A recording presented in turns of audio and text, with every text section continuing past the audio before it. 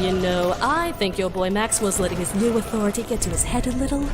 You should probably have a talk with him. He's just under a lot of pressure. You do not deserve God's mercy! If he will not damn you to the afterlife, then I will! I mean, words only have as much meaning as we give them. Sinners will be allowed no quarter! Kill them all! Let God sort them out! You're right. A lot open to interpretation there. Perhaps one of us should have a talk with him. I shall be the new God of this world!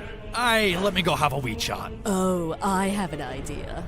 Woman! Why not write down a formal protest? Don't you dare! You can nail it to his door. Don't you fucking dare! Like a Protestant!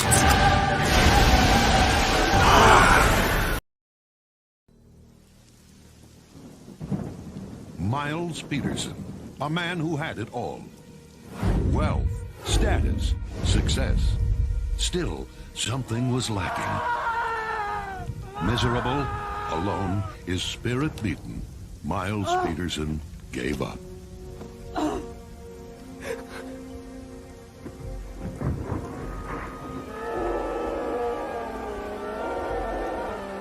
Then, in his darkest hour, the words of a single book began to change his life. Bible. And at last, Miles Peterson felt the burning desire to know God.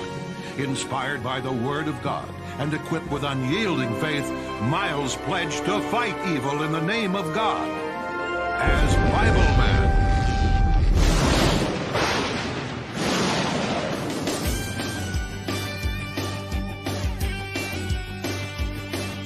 The Bibleman's coming, so you better stick around. A brand new episode is coming to your town. A whole lot of fun with the greatest book of all. Yeah, the Bibleman's coming and it's gonna be a ball. Go get everyone you know. Cause it's just about time for the Bibleman Show. It's the Bible, it's the Bible, it's the Bibleman Show. We're learning how to live and we're learning how to grow. It's storytelling, picture painting, grooving, don't you know? Everybody get ready for the Bibleman Show.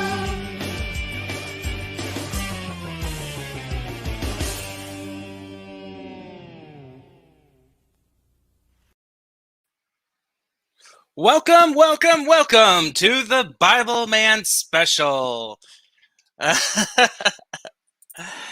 Wolf is gonna come in soon, hopefully. But yeah, we're reading. Yes, we're reading Bibleman fanfic. Speaking of Wolf.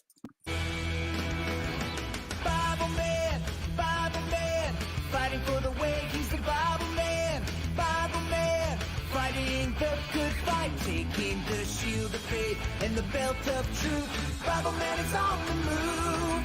The sword of the Spirit is the word of God. There's nothing it can't do. Bibleman, Bibleman, fighting the good fight, wearing the breastplate of righteousness and the helmet of salvation. The Bible girl, Cypher and Melody, fighting for the way. We stand together in the sight of God. We stand together to do what's right. Bibleman, Bibleman, fighting for God's truth and way. Join us for the animated adventures of Bibleman. Hey, Wolf. Hey. Yes. At least they were careful to not say his true name. Yeah. Even though God is, well, yeah, whatever. So yeah, we're gonna read some Bibleman fanfic, aka not really fanfic. It's more like people were forced into doing crap posting with Bibleman. All right. Okay. First, we got several on our lists, but let's go over to one. First one up is a crossover between Bibleman and Avengers called Bibleman Punches Your Mom in the Penis. With a title like that, you can already tell this is going to be great. Yes, it's definitely going to be faithful to Bibleman tone and lore. Why did you say faithful? Yeah. The devil. Not Okay, that type this of faithful as an adoption. okay. This is by Fawn's Pawn. The rating is T for spiritual / friendship. The devil may cry dick tears at the glory of Bible Man. God was dead to begin with. There is no doubt whatever about that. No, Father, what have they done to you?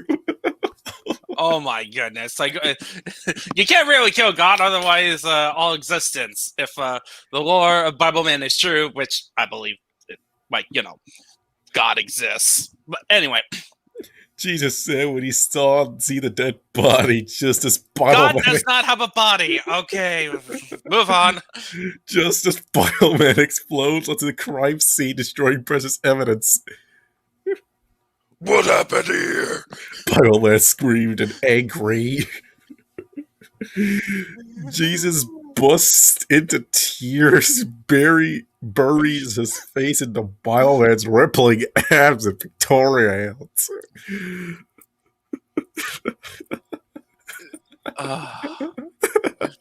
Yeah. Okay, hold on. We're not even 10 minutes in this, and I have to play this.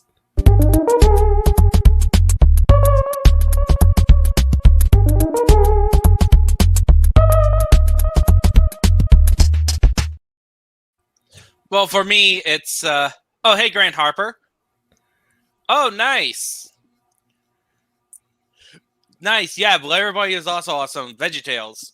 Yeah. In fact, there's actually a new series called The VeggieTales Show on TBN on their streaming service. Fun fact. But anyway, but for me, the Shredder clip. This is me. Yeah. Oh, fuck me. Yeah. Okay. Bible Man dove from heaven and withdrew the sword of the spirit. Lightsaber, by the way. Dude, Oh. hang on, no. We're not finished yet. Bible Man pushes away Nancy Boy and begins his investigation. Finding a huge glowing red spike dildo locked in God's booty hole that no one else noticed. How is this T for teens? Like, that's my question. Well, it's not descriptive, so it's technically teen. Like, it's Yeah. only when you get really descriptive of it does it start to push it. Yeah, but anyway, so Bible Man dove from the heavens and withdrew the sword of the spirit, which is a lightsaber, by the way. He sensed an enemy of Christ. On an airplane and sliced the airbase into two, spilling its blood of screaming human passengers into the skies. He then snatched the atheist, wrapped his hands around his neck, and screamed, Judges 3:22, and the fat closed over the blade, for he did not pull the sword out of his belly, and the shit came out. Okay, time to do some Bible fact checking. Doing my sword drills. all right? Just continue as I pull it out. Okay. And stuffed a copy of Darwin's Origins of a Feces down his dick gobbler. He crashed onto the ground and shoved the holy saber into the world's dirt china and began f***ing the world. Meanwhile, atop Mount Olympus, the Earth goddess Gaia orgasmed and the portal to hell opened so the Bible Man may enter. Bible Man would later kill her for being an unholy pagan abomination. Okay, this is a weird start. So first thing. Oh, yes. Okay, I love it. Occupation Army, good. So ludicrous. For some Bible Man lore. So when Bible Man transitioned from the Bible Man show to try to be more serious, he has a recurring villain who's like this goofy villain, and he has always a sidekick named Ludacris, who's always kind of changed his personality. But that's ludicrous. Yeah, it is. But that's essentially it. He gets a recurring villain for every episode, probably because they didn't want to hire new actors on every episode, but it's still entertaining. Like, the villain is always the same personality of like this goofy, over-the-top evil McEvil, who also goes into musical numbers at once every episode. And they have a variety of different types of musical numbers. Oh God. And they're all entertaining in their own ways, including a Mexican style song. And all by the name of God. But anyway, so basically, so far, Bibleman is written not like Bibleman. It's written like a crusader or like a space marine from 40K. Bibleman was strutting through hell like the pimp he was, making pictures of demons by space with his fist of holy fury. He has a lightsaber. Why does he use his fits? Why using his fits?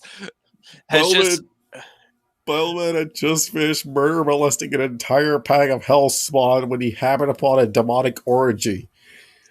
Bibleman had to sneak by them in order to reach Satan's pimp tower. Bibleman reached his endlessly extra dimensional pockets and retrieved his first suit, a lamb and one of the holiest and most tender of God's creatures. What? Oh, okay. All right. Bibleman climbed over the fleshy mountain of scalding hot sex until he reached the peak of the spank pile. Suddenly, Jeffrey Dahmer exploded from the looped-up wang stack in his giant robot rape suit. What? No, the real Jeffrey Dahmer isn't in hell because he was baptized. Okay. Great. I need to know. Just because you're baptized doesn't mean you're safe from hell. Like, yeah. It's just one of those things in theology, but whatever. Okay. Who dares disturb my slumber? Bibleman removed his fursuit. I do, Speical. The massive sex cell of demonic horniness immediately began to clamor for Bibleman's bold bulge. I'm gonna rape ya. Bitch, please! Damer squeals, he charged the horse, spitting his dildo. Bibleman whipped out his badass prayer sword and then some samurai type shit. He leapt on top of Damer's dildo and ripped it right out of Damer's robo groin. The cannibal screamed like a little bit when Bibleman loaded the drill down his giant holy M60 and aimed at the rape butts. I can't take this seriously. Yeah, this seems like written by a kid, like by a teenager, an edgy 13-year-old who thinks he's so smart by taking Bibleman and making him into Doomslayer Batman. By the way, the first verse was accurate. Read this. Of course, he doesn't know how to spell Deuteronomy. Deuteronomy 23:1. No one whose nuts are squished or whose dick rod is cut off shall enter the assembly of the Lord. Okay, it's probably a ceremonial wall, but let me just check. No one who here's the what it says. It's pretty much similar, but here, no one whose testicles are crushed or whose male organ is cut up shall enter the assembly of God. And it's part of a list about who would be assembly of God is basically who enters the Holy of Holies. It's during one of those ceremonial laws that the Lord gave to the people of Israel. Yeah, I thought this was getting weird over time. I guess the writer wanted us to know what you're getting into. Yep. I think he was dared to write this, and then he was either high or just became an edgy 13-year-old. Imagine he was writing something wholesome, and then he turned 15, and it's like, now it all must be this way.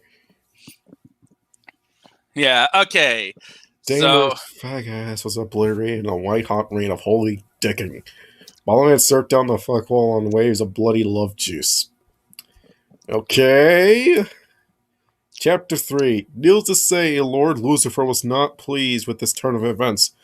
Baal the accursed, father of all lies, Satan, the very Leviathan himself, arose in physical from the churning pit of liquid flame, emanating from its very presence a temporal shockwave that can only be described as a bellowing cosmic scream.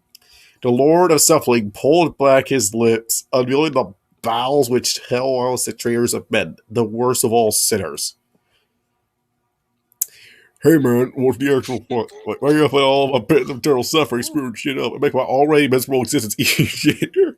I mean, I was just lounging around, devouring souls, watching Lucky Stars, and you show up and start murdering and raping my minions. So what gives you, big jerk? Raping? What?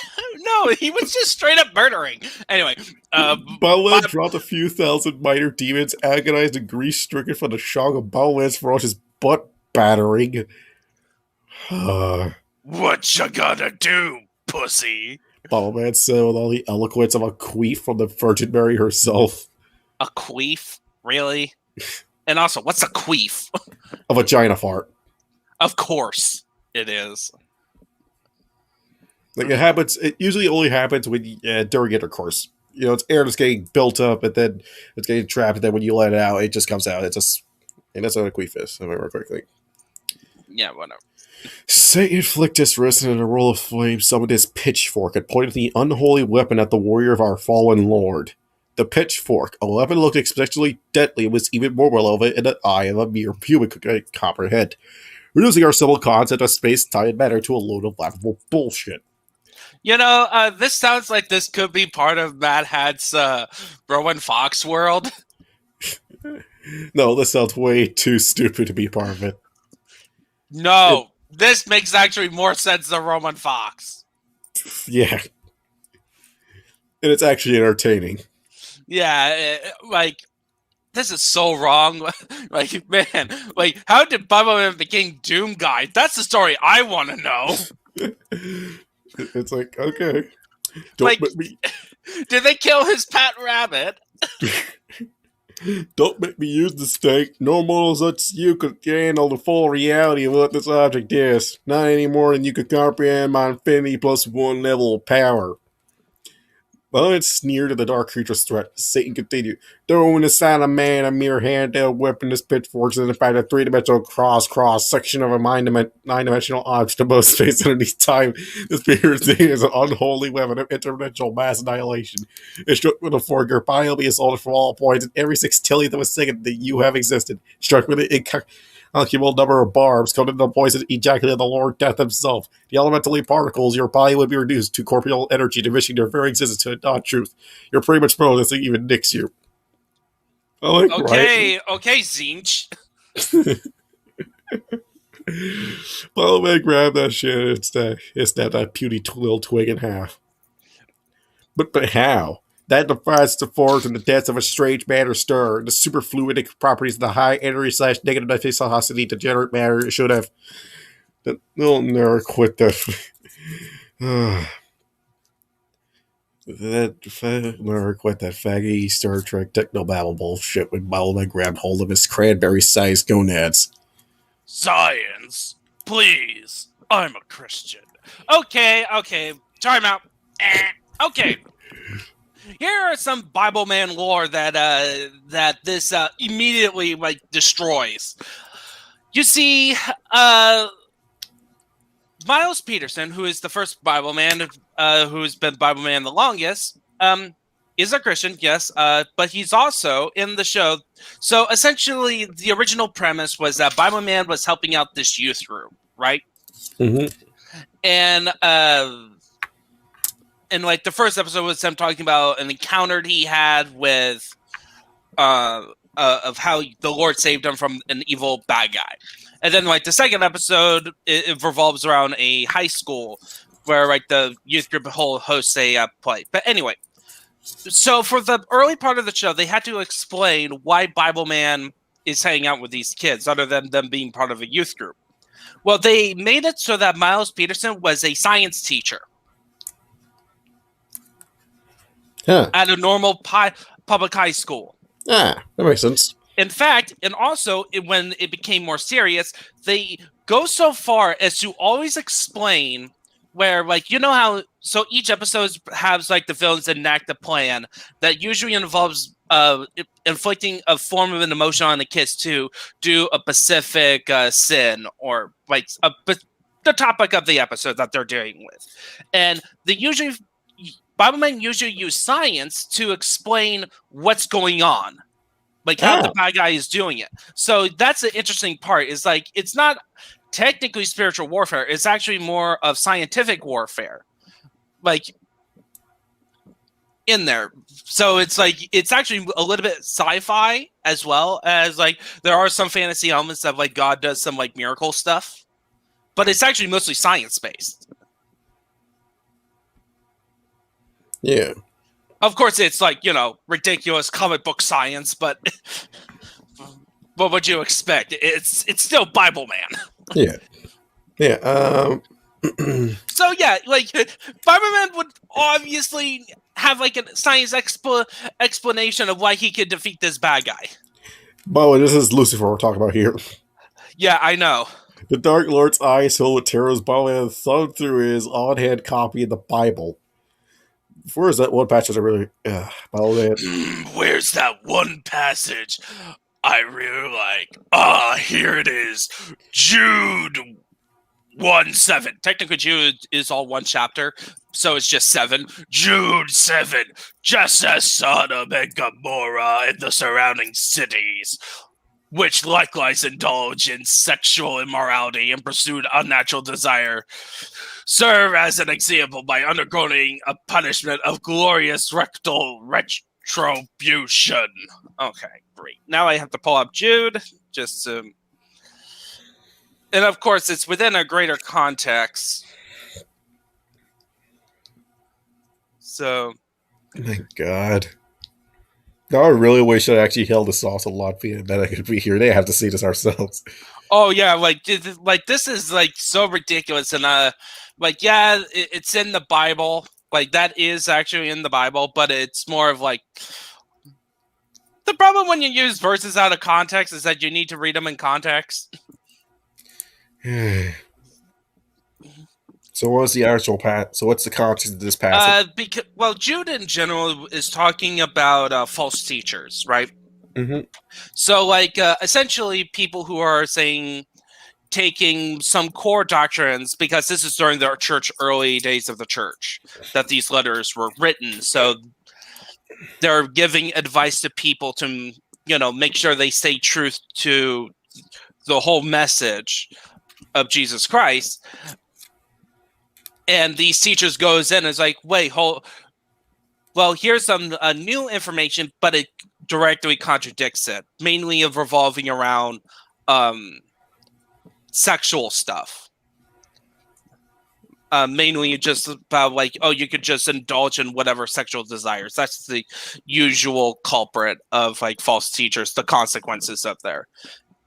And a lot of it's just no, don't listen to these teachers. We still have to follow the moral law of the Old Testament, which includes you're with one man and one woman. We just don't simply kill people if they commit those sins. Hey.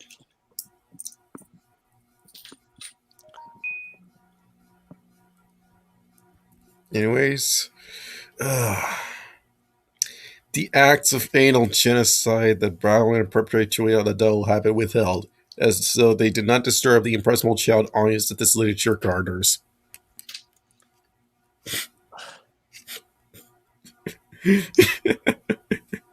Really, you just you gave explicit details about how he brutally murders these demons, and including anal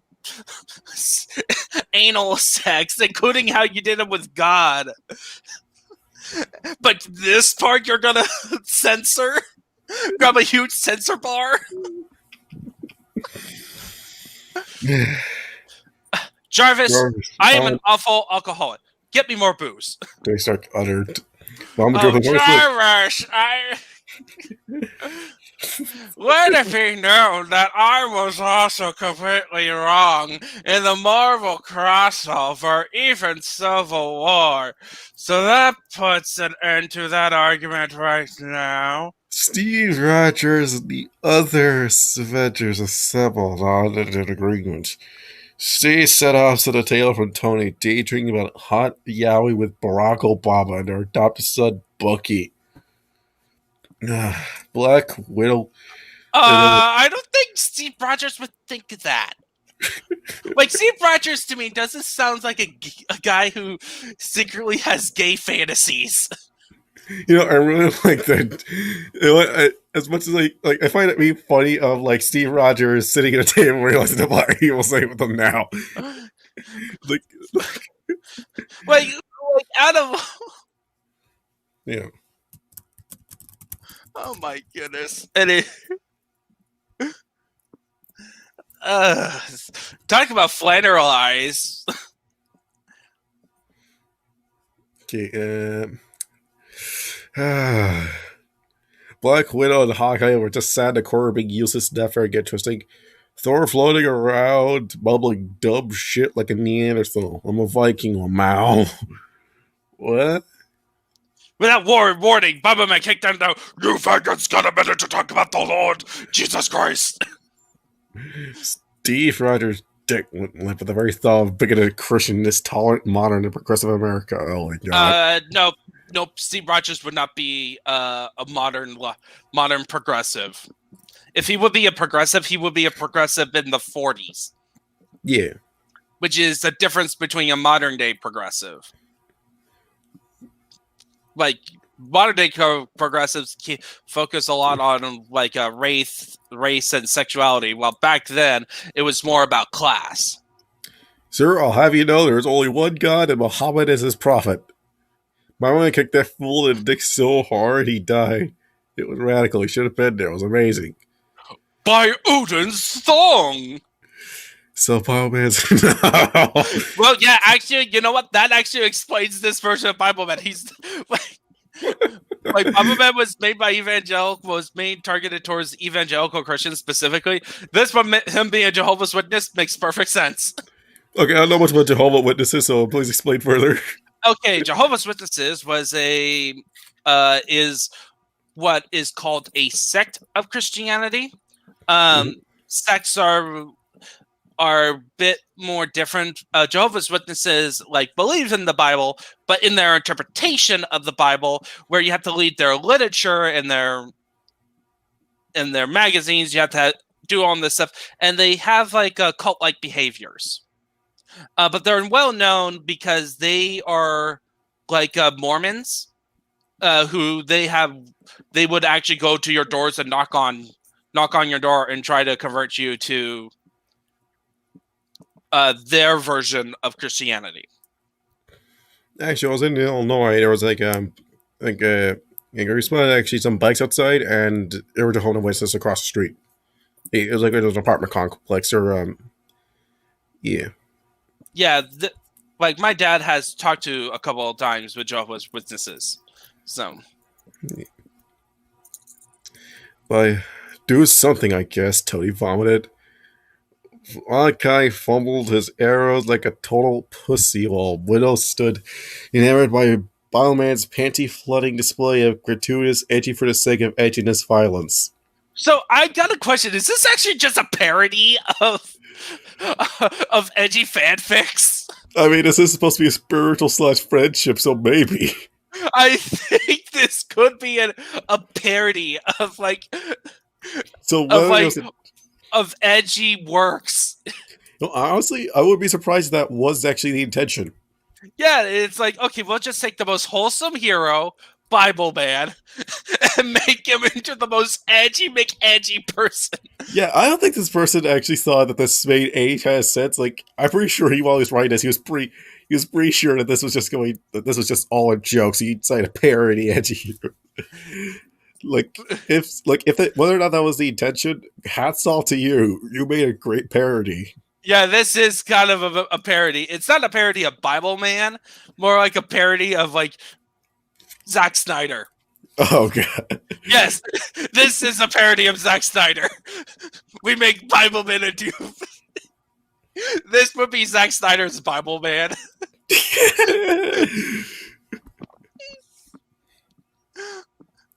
And hold on, he's not glooming enough. Anyways, Bibleman picked Tony's bottle of Jack, busted it over his rock hard bulge, and threw it to Hawkeye's brain. He squat like a chicken before crashing to the floor, an ugly pile of completely useless character. Oh my goodness. Yeah, the abuse of Hawkeye's sad. Tony dropped to his knees, mourning his precious alcohol. His tears reeked like vodka. Bottle-man shorted, grabbed Yeager, or however the frick you spell it, out of Explorer's hand and knocked Tony's head clean off. Cherry liquor sprang from his neck. Oh my goodness! By Loki! Thor's were to cut off short as Bottle-man launched the magical hammer's handle firmly inside the urethra, breaking it off. Okay. This just got unnecessarily violent. Yeah, like so basically, Steve Rogers basically said like Muhammad is his prophet, and thus Bibleman goes on a zealous rage, killing all the Avengers. This sounds like something a Crusader would do. Yeah, yes, they pitch air. we're now in the boys' territory. Even worse.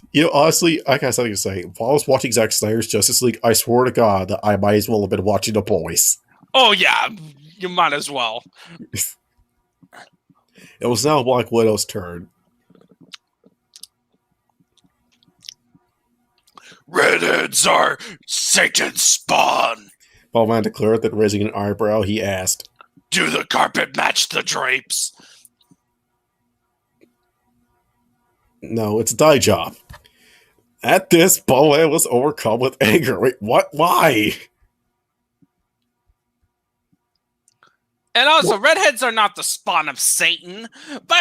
Oh my goodness. Like, wait, what? He said it was a dye job. So he just decided to kill Black Widow. Hold on, and he jabbed his sword up Widow's cunt, causing her to die in complete ecstasy.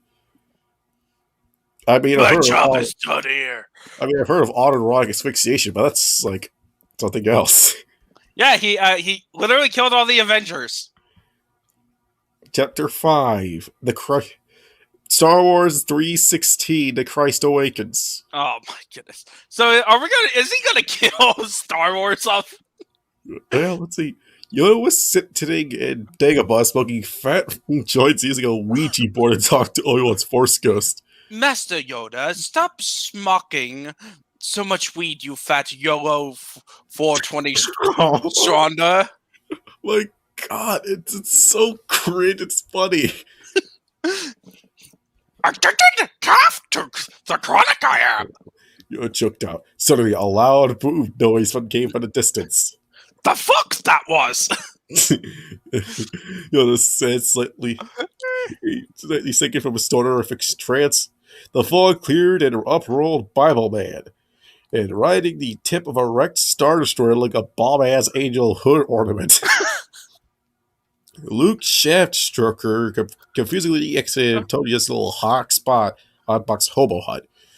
Wowee, what was that? He said just as the large ship ground to hold over him, crushed the other apprentice in a pussy paste. Oh shit. Oh shit. Oh shit. Said Obi-Wang. Teaching Shaftstroker how to hit fat hits off the ball guy was I. What? Fucked now the galaxy is. At least get the spatterisms right. Wait, it's not even Yoda's, it's Yoida. Like, these are not like, these are like the copyright. I was like, oh, you know what? I wish I had that. What did you put in this coffee? Somebody, like, he was writing while he was high. I don't even dream he was highway to the hang on. That or he went on a meeting to doing, okay, we need to do the most edgiest stuff. All right, let's continue. Hang on. Trying to find a game review. Guys, got our reactions like trying to find it. I'll just use this. EA Sports. Go fuck yourself. I was looking for a clip that's like nonsense. Oh wait, hang on.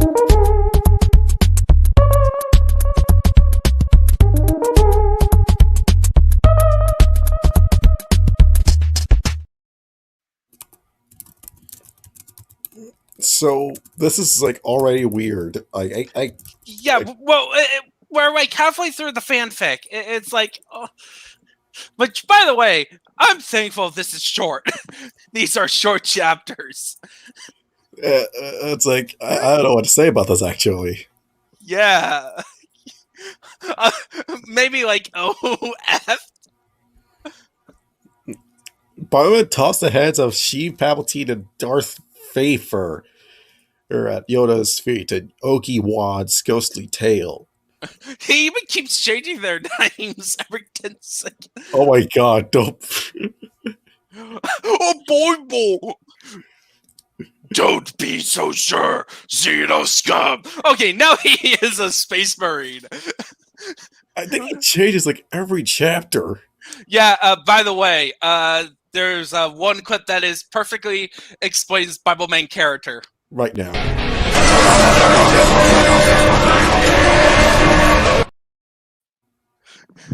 Yep. Yep, Lincoln Loyalist. He's a huge Lincoln Loyalist fan. Okay, both Yida and Obi quivered in fear as they knew Bibleman was both a Jedi Sid Tristal Jev Christian, the Kilwath, the Kassatz Rick. What? What? Crystal Gem? And what's the kid's Hatteract? I don't know. I don't want to look it up either. It's like, saying that, I think I almost summoned a demon in my room. Alright, let's... Well, thank you very much, Mr. Bibleman, sir. You can see that job is done now, so I'll just be on my way. Bibleman held his luscious holy hand and unleashed a barrage of heavy force lightning, transforming Obi-Wan into a statue. Eart! He screamed as he tumbled forward and shittered onto the ground to pieces. Praise, no kill I. Yoda begged. Kill you. Bibleman laughed. I'm not going to kill. The Bibleman is true, the sword of the spirit, which is basically a lightsaber, but way better. Suddenly, it was... Has everyone seen Luke? He has dog treats for Chewbacca that I've given him. Hey, wait, what in the foot effing? Bible and Yoda were having a duel with laser swords, and the symphony of John Williams music played. It was a very cool May Pirates and see it's weird spins. Man, we're going into bad spelling. Okay, like this is so many bad fanfic tropes, I don't even know why. Like we're just like heading straight into the bad fanfic minefield today. Yeah. Shut the Shut the fuck up, Indiana Jones. No, it's Shut the fuck up, Idiot Jones. Okay. He used the Force to pull Han Solo's blaster out of his holster, and the Bibleman shot him right in the dick off. Wookiee noises, yelled Chewbacca, and he jumped out of it. The Millennium Falcon left on the Bibleman, but Bibleman was the quickest Jedi in the galaxy. Gradually struck by the scruff of his neck, and with a click of his wrist, he easily pulled the skin and fur off the Wookiees like a piece of skin off a Kentucky Fried Chicken leg. Oh, his good friend Colonel Sanders taught him that trick when they fought together in World War III. Wait, what? What?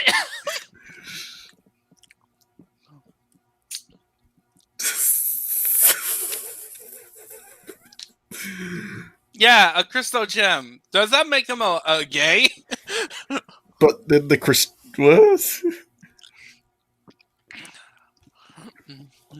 Like gay as in he actually do the gay sex, not gay as in he has that orientation. Who knows? But yeah, World War III apparently. Bioman draped the hot, bloody Wookiee pelt around his neck and starred perched on the Millennium Falcon. An eagle perched on top of Bioman's helmet. Oh, Yoda. see, I don't look ridiculous. You should have read this. Yoda, your mother should have told you about Ezekiel 23:19. Yet she increased her prostitution, remembering the days of her youth when she engaged in prostitution in the land of Egypt. She lusted after her genitals, as large as those of donkeys, and their seminal emission was as strong as those of stallions. What? Yep, that's actually in the Bible. Wait, what? Yes. So Ezekiel 23 it was God, basically. God. Ezekiel prophesied, right? So Mhm. God was speaking through him, and he was comparing Israel and Judah to women. Ah, Who, like he frequently used the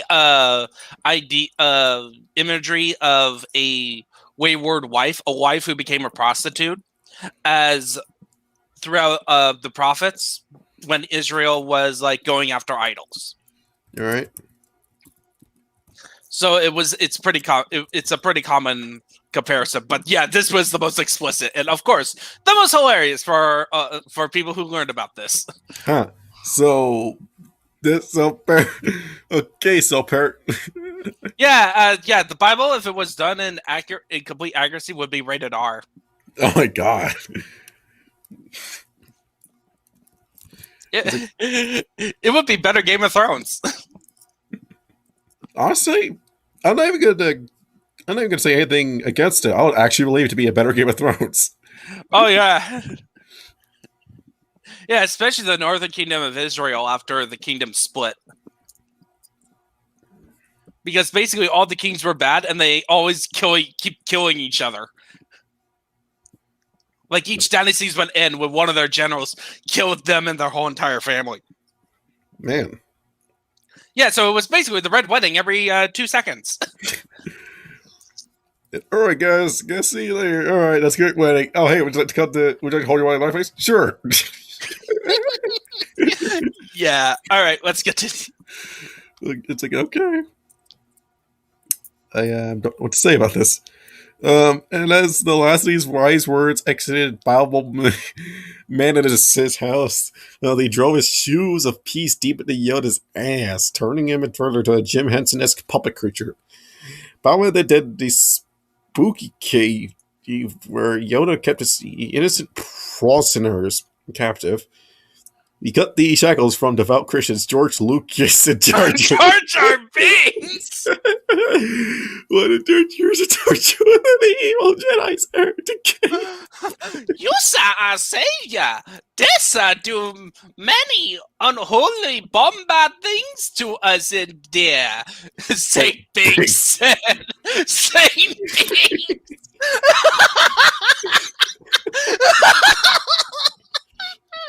Please, we need to find an image. Somebody find an image or draw an image of Jar Jar as a saint. Hey, well, okay, in the server, okay, in the AI core, we do have a server of buff Jar Jar, but we don't have one of Saint Jar Jar. We need the proper Saint Jar Jar. Okay, let me ask and see. Maybe. Yeah, alright. Just hang on. Let me just, I'm gonna Google it to see on my phone.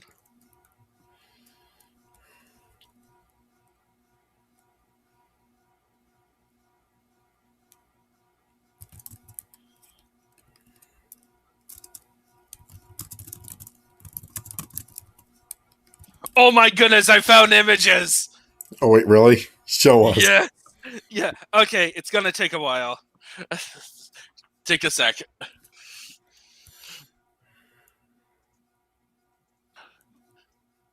Just continue.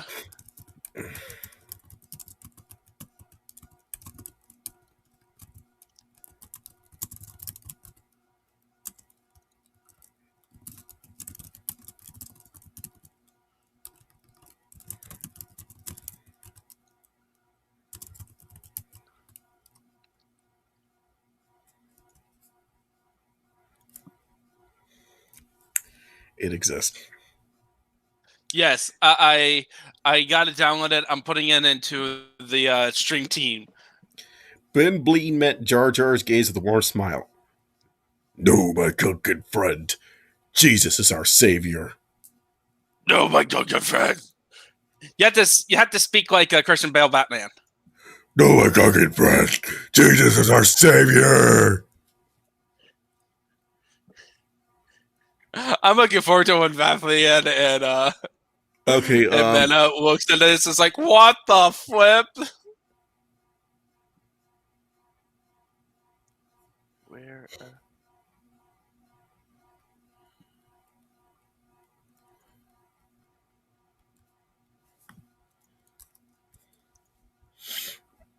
all right, this exists. That's one image. Yeah. Yeah, this exists. Okay, Bibleman, they Salem with trials redux. Oh no! At No! At Hanrat's the School of Wizardry and Devil Worship, Harry Potter is we're taking a daily class of evolutionism and devil worship. Professor Snake was indoctrinating what the frick? The dull-headed British children of the purely theoretical process of unnatural selection. Evolution is change in the heritable characteristics of biological populations over successive generations. One to evolution, Professor Snake said. Our evolutionary processes give rise to biodiversity at every level of biological organization, including the levels of species, individual organisms, and molecules. 3. This can all be proven by science because God isn't real. And of course, we get the devil's numbers. Okay, I was getting to the image that I found, but I couldn't. I can't get the actual as a JPEG file. But there's the link to the website that where you can buy a wall print of Saint Jar Jar. Man, he definitely looks saintly. Hang on, I got yours.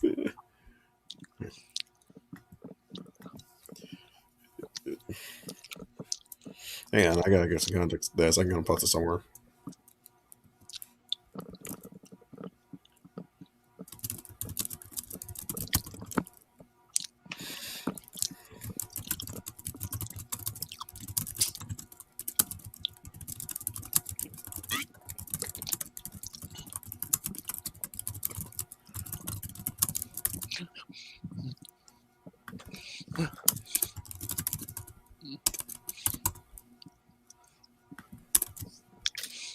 What?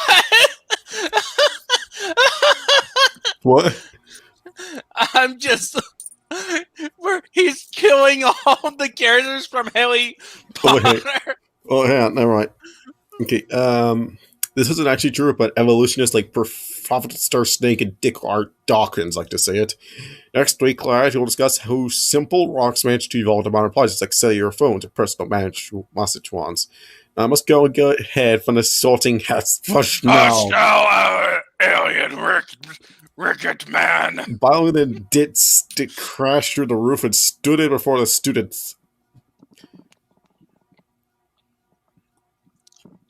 I think this is the Bioman. Hey, Professor Snake. If evolution is true, then how come monkeys at the zoo aren't turning into humans all the time? The pure fed source Pensy, which had previously been a right now, attracted to his reptilian cloaca due to the hard truth bomb that Bioman just dropped on him. The most obvious truth bomb. Well, yes, you see, Mr. Bioman, the answer to the question is very simple. Is he, that's we. The evil version shot a magic missile. Wait, that's a magic missile D&D. That's undodgeable. Yeah, how? But Bibleman dodged it. Again, Bibleman is a Mary Sue in this work, right? Clearly, like this is obvious, right? We don't need. I know. allowing the missile to instead hit Ronald McWeasley's student, causing him to burst into skeleton. Oh, poor Ron. Ron just can't get enough, even in a family that's not even about him. Poor Ron. Suddenly, Dumbledore. Okay. I need Old Man Ninja. Can Old Man Ninja please read this line? Hold on. Just, Frank, why is it so loud in here? Even my old deaf ears can hear you young, sexually repressed teenagers having a gangbang and hey, holy shit, it's Bibleman! You know what you should have gone to holy shit. Holy shit! I can't. Yeah. Oh my god. Kept you waiting, huh? You need to do it like you need to do it like Kiefer Sutherland. Keep you waiting, huh? No. Again, he has to be Christian Bale. Kept you waiting, huh? Yeah. Enough of this foolishness. I will finish you. Professor Snake's transformed to a giant Snape. What? A Snape? Now just imagining a snake turning into Professor Snake. See, evolution can exist. Wait a minute, that means that Snake was an actual honest-to-God snake. That explains... He's a snake man. Principal Dumbledore transformed into a Gryffindor and then breathed magical fire. Gryffindor. The colorful flames, Dumbledore's were pink because he's of the homosexual variety. Thanks. J.K. Rowling. Rowling. Oh my god, you think he's doing this just to parody her? That would be funny. Its snakes were green because he's hit Bibleman with great force, but simply bounced off of him and burned many panicking suits alive to death until they were killed by dying in burning hot fire until it killed them. This hurts. What's to getting raped by Hagrid? Draco Malfoy said. Oh my goodness. Oh my god, read this. My holy armor is made of cocadium alloy, trademark, which makes me immune to your attacks. Well, that explains a lot. Actually, I don't think that's trademark logo. That's just Copyright. Yeah, that's copyright. Okay. Oh my god.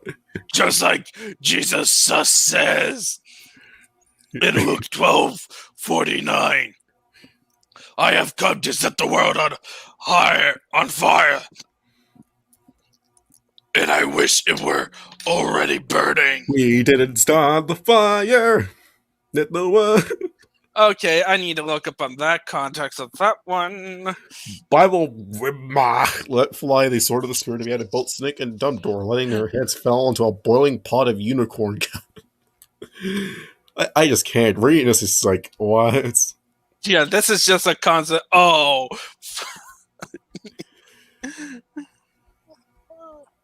Hey, okay. Oh, he actually only used half of the verse. What's the full verse? No. Well, it is actually one verse, but the rest of the passages. I came to cast fire on the earth, and that would be, and that if we're already kindled. And then 50 is, I have a baptism to be baptized with, and how great is my distress until it is accomplished. Do you think that I have come to get peace on earth? No, I tell you, but rather division. For from now on, in one house there will be 5 divided, 3 against 2 and 2 against 3. They will be divided, father against son and son against father, mother against daughter and daughter against mother, mother-in-law against her daughter-in-law, and daughter-in-law against mother-in-law. Essentially, this is during... He's basically saying that his message is not a happy message. It's like his message is gonna cause divisions because the ultimate saying is that there is a God and he demands things from you. But anyway. Trying to escape the man of Bible's holy rampage, Harry Potter slipped on Hermione. Okay, all right, never mind. Oh, Hermione's transgender. Okay. I'm not reading the book. My only regret was being born a Catholic and not a real Christian, like Christina, like Bibleman. Oh, great. Catholics are Christians. There's just huge disagreements, but not as bad. Not as bad as with the Mormons and the Jehovah's Witnesses. Yes. And the Catholics and the Protestants. Well, the Catholics and the Protestants things has it's just there are some major issues, but like comparatively, they're very close. But they're very similar as opposed to some of the additions that the Mormons and Jehovah's Witnesses profess. Anyways, 2 chapters remaining. Chapter 7, Bioman, Africanus Infinity Man. Oh no. Thanos! Thanos had the infinity conscience. I can't. You can't. Oh, hey, look, it's actually it's Stale's comic interpretation. Aha! I'm gonna turn you to dust and I'm gonna fuck the Grim Reaper because you may celebrate my killings of you. Oh god! Okay, Black Panther sip from his handy vibranium thermosil with magical Black Panther power, giving purple flavored drink. Okay, there is so much wrong in this, and what about this? Okay, there is so much wrong about what's gonna be said. But I don't care. Okay, warning. Racism is coming. And we don't have the hood pass, unfortunately. Oh, yeah, purple ass, infinity blink ass, Jimmy, super future space album, Afrocentric, downtown Atlanta ass, Jensen ass, Wakanda and shit.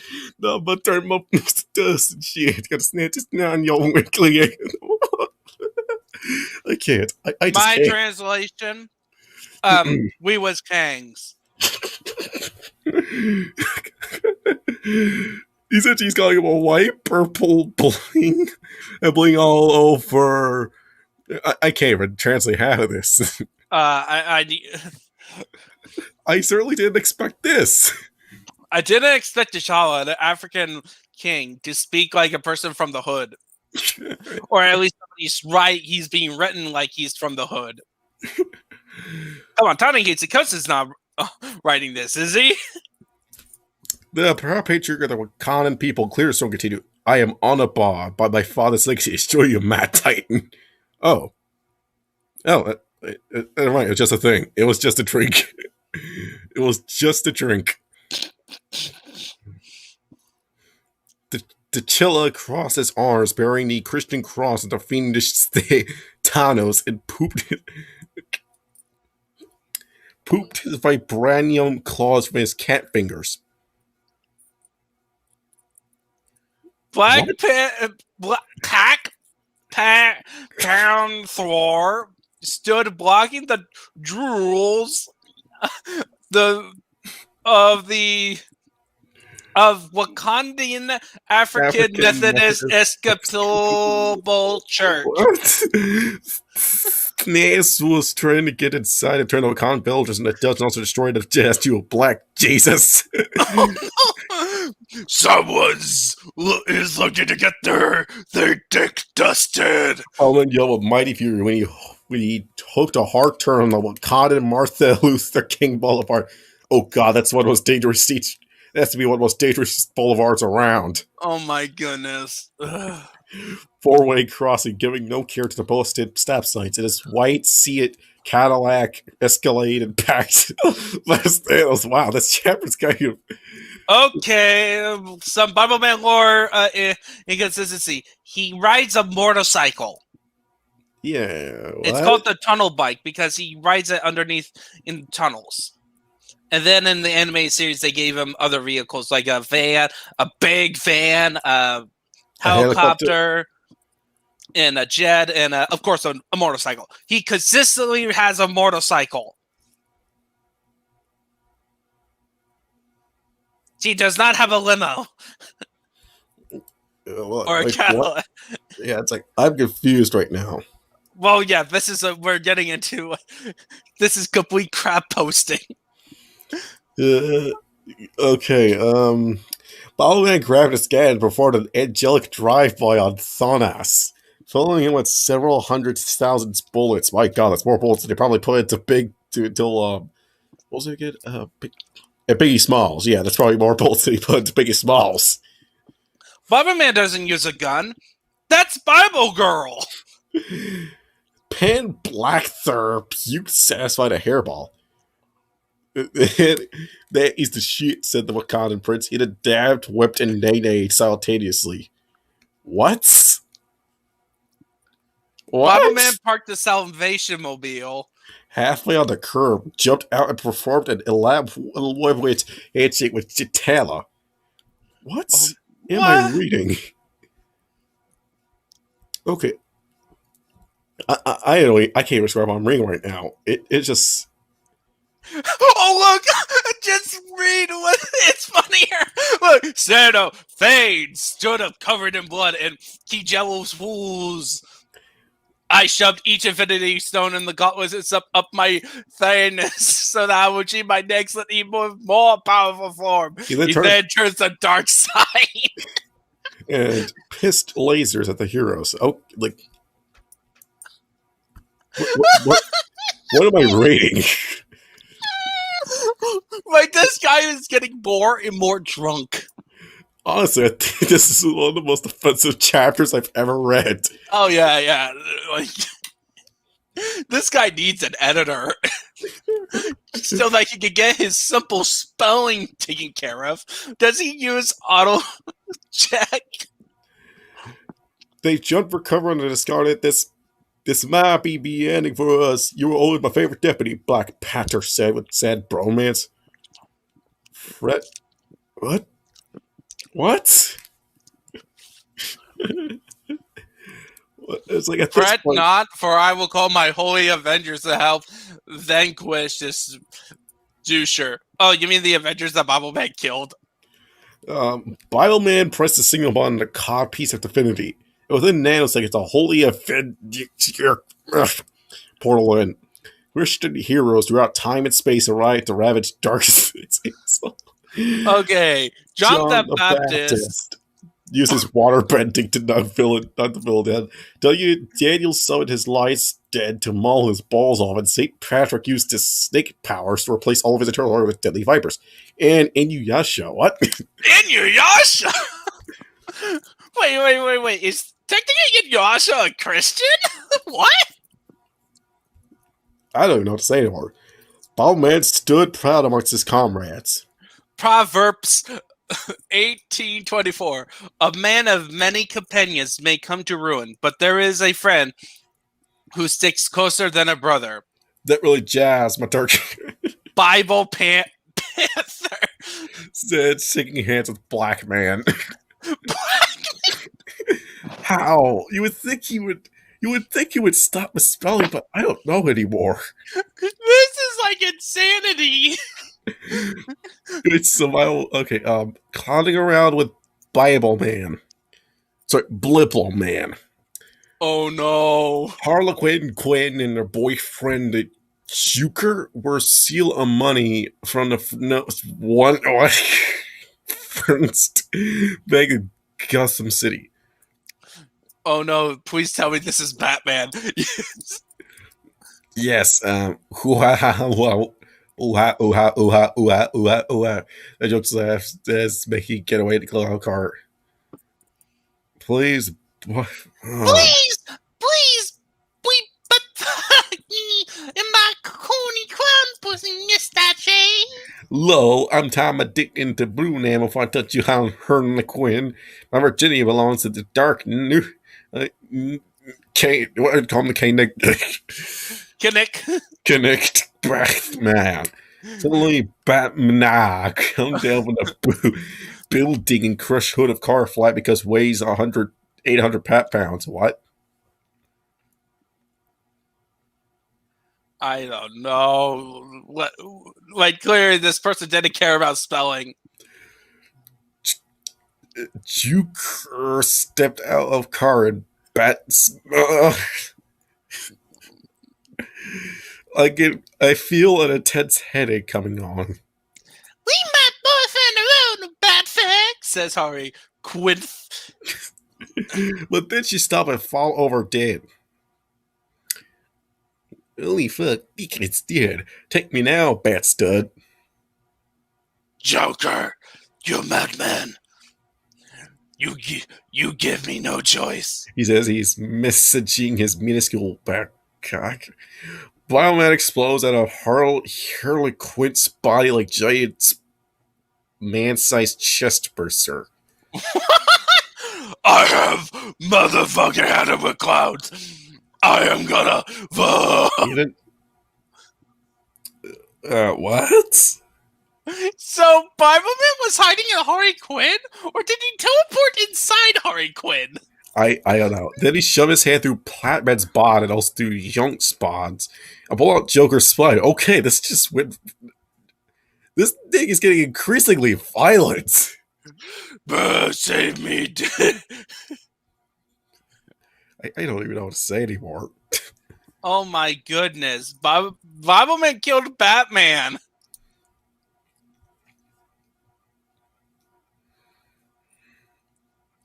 Blair, save me, Dick, said Batman as he fell over dead, unduly crying over for the only thing he loved his pathetic orphan boy like life.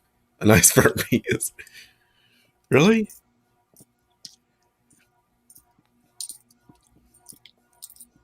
Violently contorted and crunch stabbed crackled pop Bruce's body to makeshift headstone and applied to Joker's spine and head at its base like a bouquet.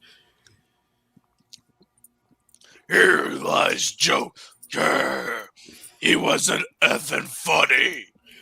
I can't even anymore. I just can't. I can't even do this anymore. Well, we're done. We're almost done with this fanfic.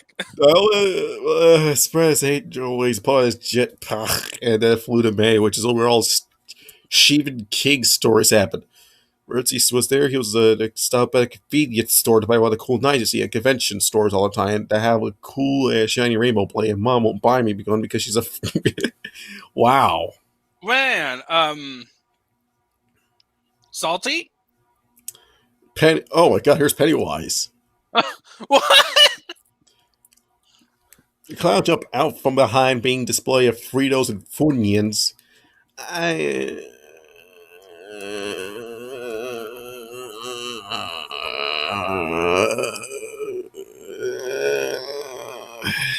What? Are you? We're almost there. We're almost there, Wolf. Oh no, this is gonna make me sick to my stomach. Just come on. We gotta. Okay. I am Pennywise the Dancing Clown, and you're about to get pranked, motherfuckers. XXOODD. More like Pennywise the prancing queer. Bro, man, life like a funny ass dude. Let's be honest here. Bellman's a funny guy. Pennywise his clown suits so hard. Bibleman, how the are you even doing here? I get kind of restraining order so you won't bully me in my time. I'll get the balloon animal. I can't read this. Howie fucking dog shit. Shutting the fuck up for you now. Then Bioman spray your Pennywise in the face with raid bug killing vapor gas, and Pennywise shrinking the Spider-Man the legs troll like die. Bioman then teleport to hell where he go to confront final boss of clowns, John Zane Gacy. But in hell, he had done much training for fight power kung fu. Now he had become more powerful next form called John Wick Gacy. The fight was big and hard hand to hand, face to fist, to feet to face, to ass to mouth combat, but Using having very clearly edge over fighting using secret Christian ninpo would kill Lord Clown to the very death. Job 8:21. He will once again fill your mouth with laughter and your lips with shouts of joy. Say Baiwan with happy laugh and good smiles when the skull can go down with the clown. And we're done. yay, we're done! Oh my goodness, this was horrible. This was definitely horrible and totally inaccurate. Fanfic, the day Johnny met Bibleman. 5 or 6 words. This is only like one chapter, right? Yeah, it's not even 1,000 words. It's like so shorter.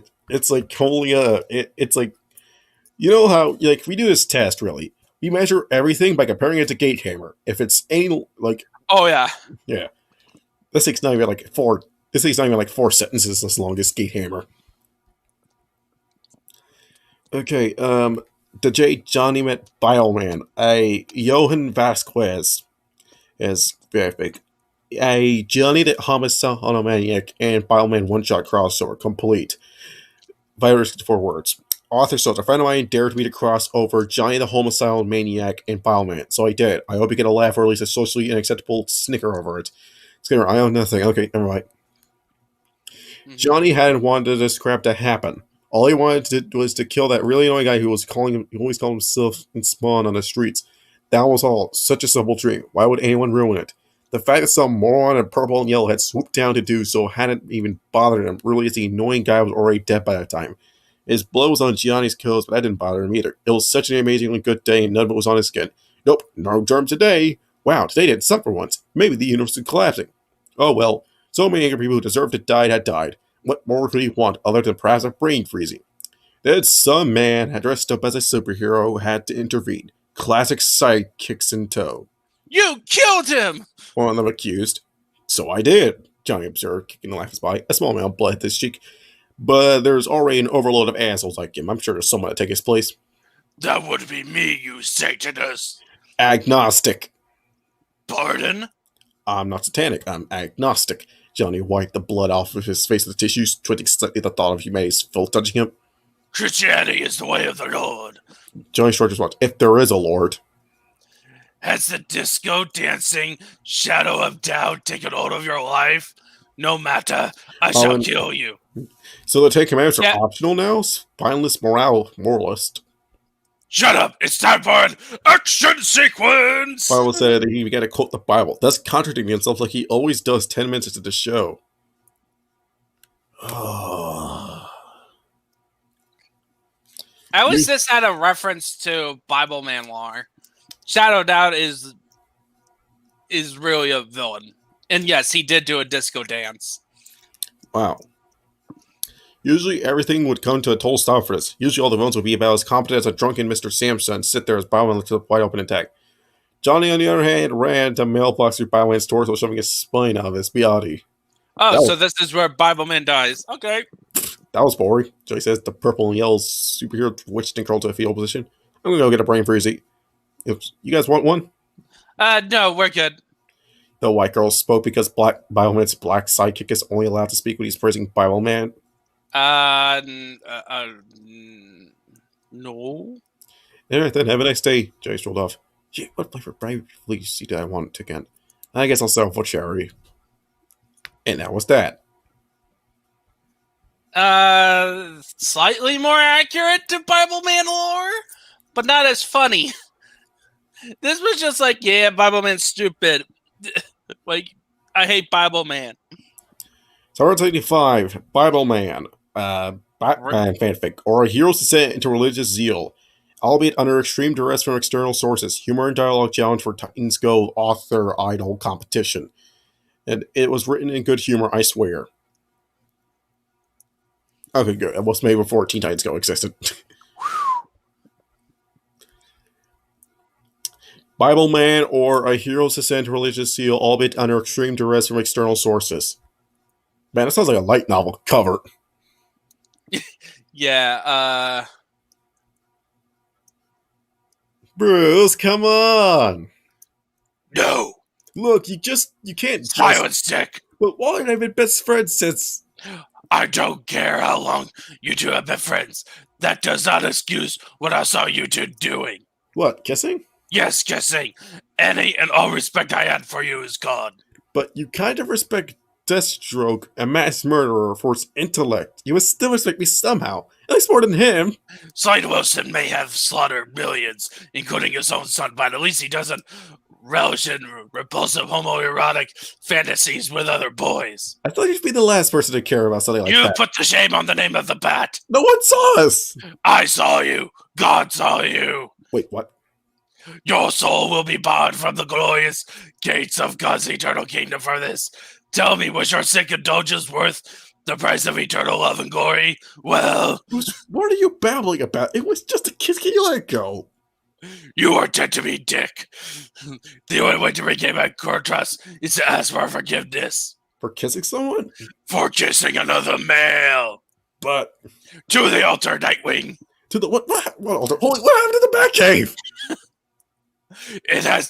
It has been cleansed of evil. False idols I have once obsessed over have been purged from this now holy place. Where's the nickel? Mr. Freeze's gun! Joker's card, my costume!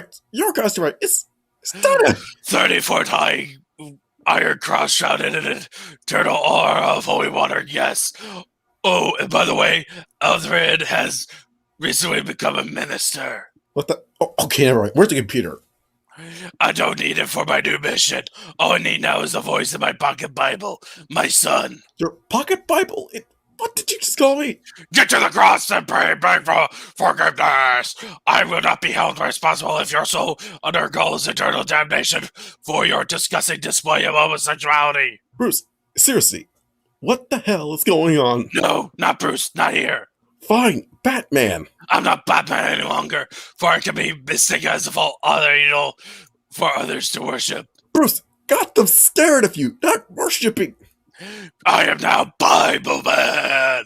I alone can save souls of all the psychopaths in Gotham. I alone will bring gods to them. But you, Robin, you might as well be beyond saving, for God's all-inclusive love does not extend to as far as dirty homosexuals. Bruce, stop! Gosh darn it, Dick. On your knees. Praise. We need to change your name. It's obscene and offensive, like your sexuality. I'll be out spreading, sharing the good news with Joker and Harley Quinn. Surely they'll see the lie. I'm going to kill Kid Crusader. Okay, this was weird. Okay, here it is. Yes, this is humor. No, I do not have anything against homosexuals. I have friends that are gay. Yes, it was all very sarcastic. Yes, I was mocking. Please don't send me complaints about gay bashing. Thank you. This is something of an inside joke, but I still think most of my fighting regardless. Yes, I am poking fun at fundamentalist Christians, because for the most part, they are so hypocritical that makes me wish I wasn't affiliated with Christianity at all, which I am, so please don't refuse saying that I should go burn in hell. Actually, as a lie sent my way, I love to laugh. Urge in for TitansGo.net Author Idol Humor Dialogue Challenge. I am now posting it here because I liked it enough to share. Who knows, maybe I'll make a couple more chapters. I have ideas. There are a lot of it inside joking in this. And a good amount of innuendos if you can read between the lines. Fui. If you want to fit this to DC continuity, I don't know. Maybe Kid Crusader is reaching out to strike at all the Titans, not just the current ones. Okay. Okay, that was Bibleman, a Batman fanfic. So time for the last one. Bibleman shitpost.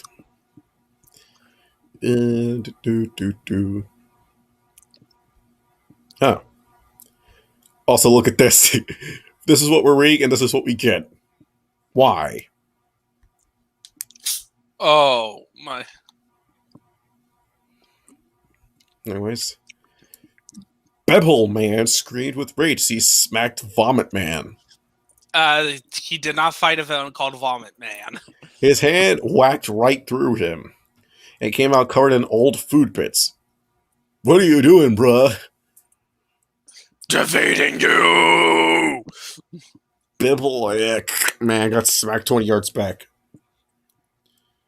He said, I didn't want to do this, but I am afraid. Bevel Man held up his fist. I have no choice. Wacko smackle, deboka mackerel. That's really not a Bible verse. I apologize. I grabbed the wrong book on the way out the door. That was my B-movie fanfic. Could we possibly reschedule this battle? I think I'll go. No, that's me. No, No. that's me. I think I'll just go. But I was looking forward to kicking your ass, and tomorrow, yeah, this was a total bust. Oh, yeah, I agree. Saturday at 2? Yeah, sure. Yeah, sure. I guess I don't know. Just like be prepared next time. The vomit man price nothing. When we see vomiting, nobody knows. Vomit man nade back to his house. He had no idea how to whip, but he could nade like hell. See, when Bill was reading his precious fake Bible or anything else, not gonna read that. Loved practicing old cringy dance moves. His favorite was a dab and a nay. He yeeted into the basement where a man in a blue Hi, jacket. sons. First of all, my name is Joe. Second of all, it's been a week. Please let me out of your basement or I'm going to call the authorities. He's just violently just slits some drugs over to Joe. I'm not eating those. Oh, come on. No. You'll come around soon. That's it. I was cutting you some slack, but I'm calling the cops. What's the call? You're insane, Joe screamed, taking out his phone and dialing 911. Okay, have fun. Bye. Love you. LOL. What? I can't even read this. So pilot went to sleep, yet in the middle of the night he heard a sound.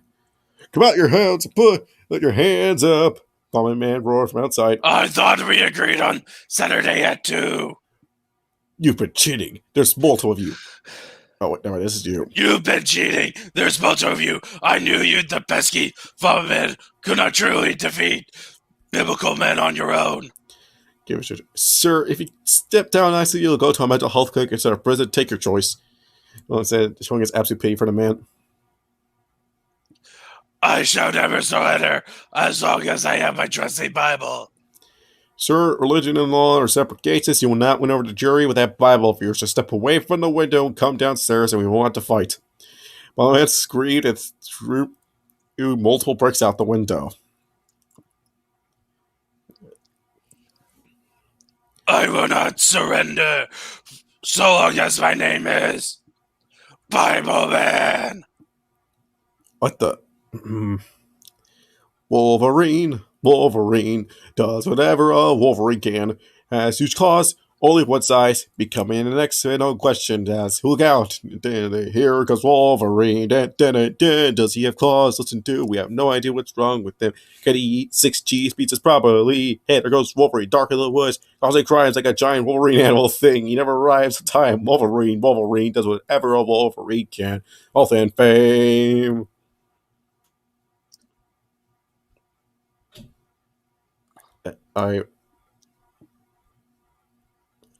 Hang on.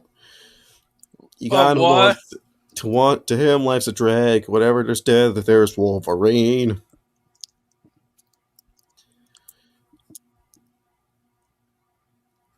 This is kind of a bore.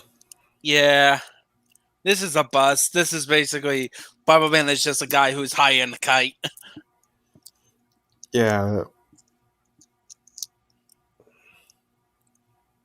Well, this was a short stream.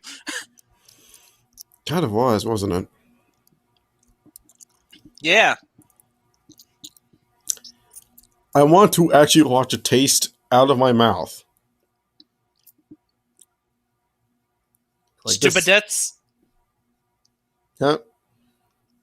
You want to do stupid deaths? Yes. Yeah! Okay. Very first. Yes. So yes, we have done with our main course. So, which of the 3 did you like the best? I liked none of them. Yeah, like the first one was like losing its steam near the end. That became. Anyways, number 41. Learn the difference between the Eldar. Eldar are complete and utter stuck-on pricks. The Craft World Eldar, that is. The other part Corsairs are, well, they're pricks too. The Dark Eldar, well, they're also pricks. Okay, the end point is you can actually trust the Harlequins. These Zeals dedicate their entire life to destroying chaos. None of this divert a war into human terror to save 12 Eldar BS. So you can usually rely on them to keep their world if it results in dead cultists. Straight word. So hey, Valde's all around. You want dead cultists? They want dead cultists. Good times. Thing is, a lot of people are justifiably paranoid about the Eldar in general. And a few guardsmen who were with me tried to shoot at our temporary ally who wasn't going to betray us for once. Like to say he did some psycho crap, so their shots kept missing him because he gutted them all on the spot. They said something about rising action. These guys will work with us, but dear Emperor, they're pretentious. Oh my god, I like this. I really love this one. Read it. Hold on. No. 42. Do not attempt to seduce an orc.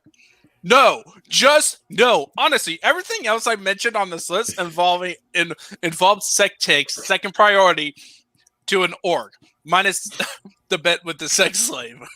Have you seen an orc try to fist someone? I have. He used a fracking power claw, and that was just foreplay. Wow. I don't even know what to say about that. Do not underestimate minor Xenos. The big Xenos powers and power players in the galaxy are orcs, Eldar, Hellkinds, Necrons, Tau, and Tyranids. Despite this, there are easily thousands of smaller races throughout the galaxy, and when you're not fighting the usual six place, you'll probably be sent out to exterminate one. And when species is put at risk, the natives will fight tooth, nail, and tentacle to survive. So it doesn't matter if it's cute and adorable, it fits in the palm of your hand, there's a good chance they'll try to rip your head off. Use with their teeth. So Australia. Yeah. You know, that's kind of like Catachan. Isn't Catachan just Space Australia? Yes. Yeah. Isn't there Except if Australia was a jungle. And it's not a pretty sight. So just kill it for the Tau and annex it. Of course. Okay, here we go. Don't play Hold or Steady. Hold or Steady is a new drinking game that involves people downing a beer, putting the bottle on their head, and having a friend shoot it off with a stubber, and then switching. Yes, this is a disaster waiting to happen. Thankfully, the guardsman, in this particular instant, only lost a bit of his frontal lobe, I think, before I put a stop to it. Sure, he makes Organ look like Ariotech experts now, but it could have been a hell of a lot worse. The Administratum could give him a bionic replacement. They said it wasn't worth the resources. I honestly found it hard to argue with them. Ouch. Avoid love triangles. I tell people to avoid this anyway, if only because love triangles are simply insufferable, but they can get people killed. There's always the members of the triangle trying to murder each other. But on the other hand, there are lovesick idiots just have to drag others down with them. Like the time they tried to swear two guys and a girl who were going at it while I was 5 feet away from them. I had a giant barbed spike sticking out of me, and I was simply trying to remember if the small, large attempts were named for length or diameter while they were bitching about who sticks it and where. Oh my goodness. Number 46. Stop saying Feth. Feth is a spirit unique to Teneth. You know, planet fracked by chaos number 9315. The survivors from that planet are few and far. So don't pretend you know what Feth means. And they are damn sensitive about their planet being destroyed, and they will challenge you to a knife fight to the death. If you don't pay it the respect it deserves, and I will do nothing when they slip around you and open your throat. Oh, by the way, now this is what I call dressing for success.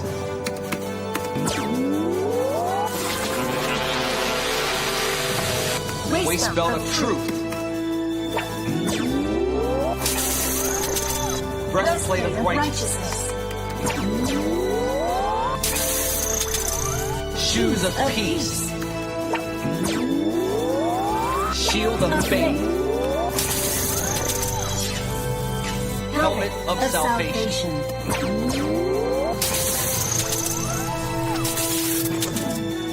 Full armor sequence complete. And the sword of the Spirit. Cypher, do I look okay to you? Yeah, you look like a superhero, which is what you are. Why? Oh, no reason. Eunice, I'll take the tunnel bike. Track me.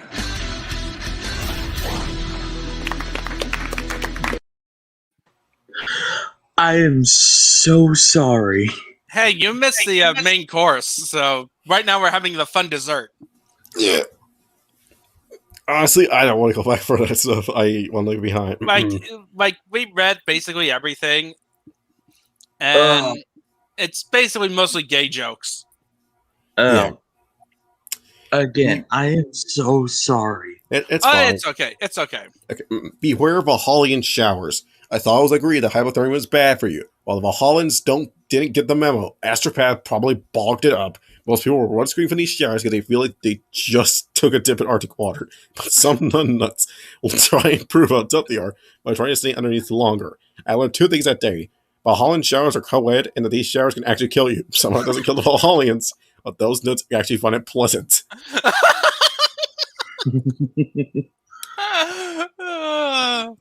Matt, how about you read a couple? Yeah, okay. Number 48. Be careful when laying with fellow guardsmen. Look, I'm married. I understand the urge to seek comfort in the arms of another. But here's the thing. Connoisseurs really don't like playing babysitter. They don't want anyone in the regiment unless they can hold a rifle, and we haven't quite figured out how to weaponize babies in a way that wouldn't turn us into the orcs. Connoisseurs already have too much stuff to stamp out. Don't have them cracking down on sex too, because they do it with those Emperor Forsaken bolt pistols of theirs. The moral is, do it in the ass. Number 49. Auto guns were replaced by Magnussons for a reason. Last guns for a reason. I know there are still pretty solid fragile weapons circulating through the Imperium, especially on poor planets. We replace them with a trusty last gun when we can for a reason. Twice as much ammo capacity, easier to maintain. Power packs can be recharged at any chimera, and even on a fire, highly dangerous though, last resort only. And they can be overcharged in a pinch. So while you should most certainly be using auto gun if there aren't any last guns in the area and you desperately need a weapon, you've been trained in the use of last guns. Most of us don't know how to use and maintain them properly. This is what caused my jaw to drop with one dumbass from another platoon got a stovepipe jam, one of the most basic jams to clear. And he honestly thought the gun was broken and started using it as a club. Says along with the orc that killed him managed to figure out how to clear it only half a minute.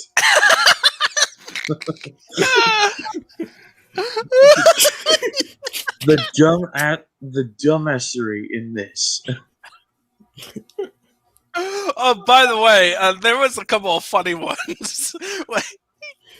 Okay, there's number 42. Do not attempt to seduce an orc. No, just no. Everything else.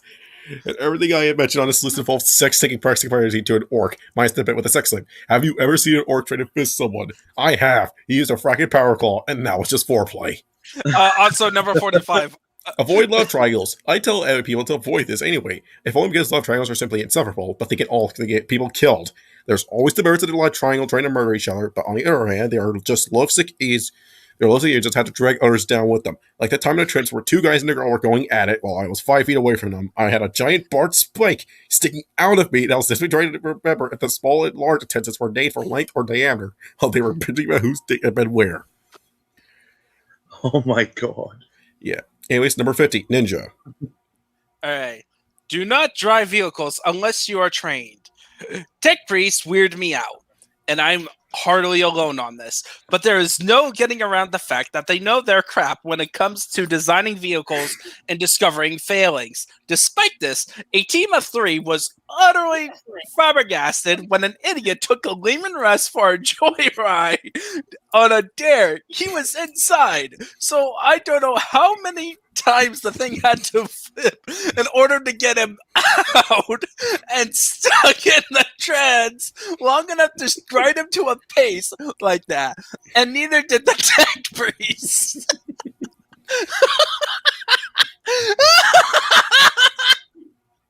Number 51, don't drink on the job. I know alcohol is good for making you forget how much life sucks, and in the trenches, that's where you need it the most. But the next thing you know, your foot's in my lap, and you can't remember how it got there. And let me tell you, this one happens a lot. There was an arm, an eye, a bar right across my wife to make an extremely dark joke, and even a spine. Hell, a few more times, I can still entire human body by the parts I've gotten. But, Oh my. Always be aware, if the planet you're on contains an enemy force, you know the old phrase, out of sight, out of mind? I wonder how many lives that mentality has claimed. Because it is sure as hell isn't a low number. I learned firsthand that if an enemy army is still on the planet, you don't spend your time there partying, no matter how far you are from the front. Because we live in an era where advances can be very fast and very brutal. As my current base filled with partying soldiers found out in a horrific and brutal way. I don't know what was more traumatizing, hiding at the bottom of a pile of corpses, clutching my wife's hand and hoping we both get out of this alive, or watching orcs trying to figure out the innards of a toga party. What the fuck? I like it how we have this fun subplot about this guy and his wife. Surviving this heartwarming story about the guy and his wife surviving the Imperium. While this man is giving out lists of what his dumbass comrades did. Yes. All right.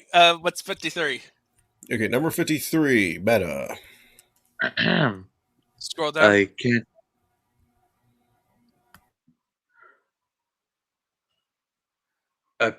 Don't be too proud to accept help from the Ultramarines.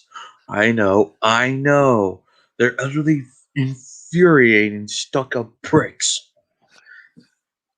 It is bullshit that they're responsible for the most damage done to 2 of the 3-5 fleets, that they have the most successor chapters, and that their chapter master killed a fragment of God with his bare hands. Yes, it is. It's the most irrefering band of twats I ever heard of. But we should still use this to our advantage. In a galaxy where everything wants to fuck us, sometimes literally, we need every asset we can get. So I want Marina's Calgar on my side. I'm still going to talk shit about him the second he's out of earshot. But I'm smart enough to know I'm more likely to just survive hiding behind him when the daemon is trying to eat me. 50. Wolf, read the 54. Wolf, are you there? Okay. So how's your day going, Meta? Pretty good. Woke up at 11, which, again, I'm sorry for missing the special. It's okay. Yeah, basically to recap what we read, the common thing is that Bibleman is interpreted as a crazy warrior. Like a Doom guy. Oh, okay. And he saved Christians, famous Christians, George Lucas and St. Jar Jar Banks. What? Yeah. Yes. Why would you save Jar Jar? Why would you save Jar Jar? Because he's a Binks? Christian. He's Saint Jar Jar. He's Saint Jar Jar. What the fuck? Yeah. So Yeah. is Alright. Jar Jar still annoying in that story? Yeah, he still has that accent.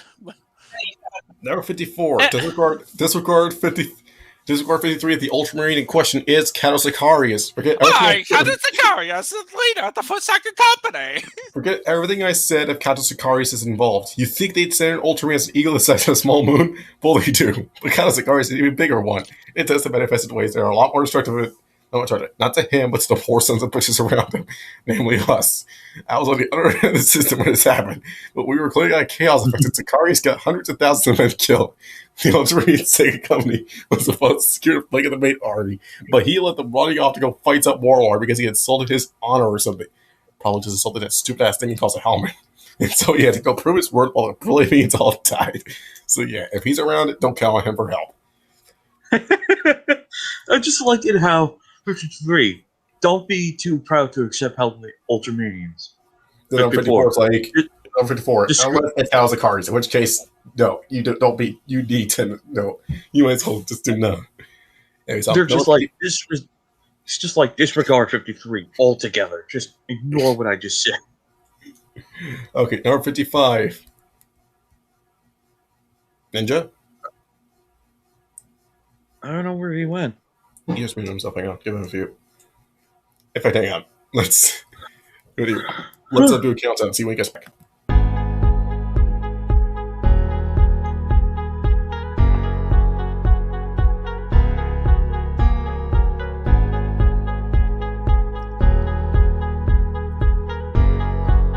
Huh?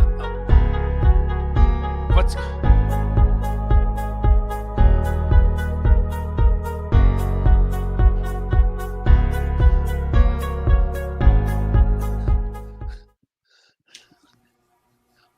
What was that? It's been 50 years. I just went to the bathroom for a couple seconds and then you put on like a timer? Okay, Ninja's back. Yeah, what were you doing? What was that countdown? All right, number 55. Hold on. Let me just finish up reading the last one about Kata Sicarius. Did you name me?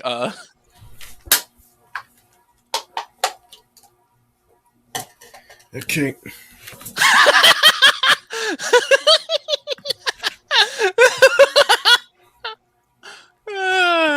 Okay, number 55. Don't pick a fight with the Administratum. You will lose. The Administratum is like a train wreck that keeps going, and everyone knows it. We all been waiting to get a delivery of munitions and food and get something we didn't need / want. The weirdest thing I ever got was a bag of used diapers. My wife, a couple of towel bladders, and some kid who transferred into our unit actually got delivered the preserved corpse of a saint. Wonder how many people got fired out of an airlock for that one. Despite this, fighting with them to get what you want is an exercise of futility. People have actually died from starvation and thirst waiting in the line to make an appointment. So it's so long and they're so incompetent, it takes forever for them to process someone. Still, it wasn't all bad. I got to go after that. I got to go next after that. How did that happen? They got a preserved corpse of a saint. The straw was just incompetent. The meta comes back, he's 356. Yes, and we'll refer back to 52 when it's time. So whatever is that? What the? So what was your surprise coming back and seeing the timer? Yeah, why did you put on the timer? It was a timer to see how long it would take for you to come back.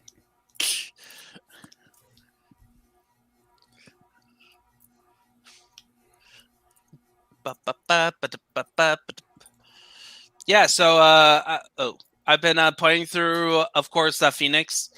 I pretty much I defeated everyone except for Elena. So I got almost everything done except for the side quests, the actual side quests, and all the stuff around Athena, all the loot and all that stuff around her area. I actually just defeated Achilles. Nice. Yeah. Nice. There was a funny one I encountered when you go to Eros's Haven, where Zeus like he was talking about, oh, I like this. Why wouldn't I give someone the immortality to be with the love her? Oh yeah, I remember that story. It was like, man, Zeus, how nice of you. Also, I got Don't push it. No, actually, I had this very funny one. I asked someone to call that side quest where Oceanus is on like the 1,000 children of Oceanus and Gaia, if I remember correctly. Oh And yeah. I remember this description that Zeus put in there about how they were protecting Hera from the Titans, and and all Zeus said was like, "Alright, protected, more like the Titans are being protected from her." Yes. It's like, yeah, yeah. I need to actually do the quest. I'm gonna just finish up Athena's and then do all the side quests, including finish up all the gods quests. I need to actually look up a guy so I can find out where all the side quests are. Or because I don't want to go. I like exploring, but I don't want to spend forever doing it. Yeah, like exploring in Phoenix is best when you like have something on in the background, like you're building up so that you can have good loot. I also been playing a game called Warsaw, which is about the uprising in Poland. I actually think I heard about that game. It was like kind of Darkest Dungeon. Yes, style. It's very much in the style of Darkest Dungeon, and it is hard. Yeah, it was and frustrating. And I'll be right back. Right. So, anyone left still on chat?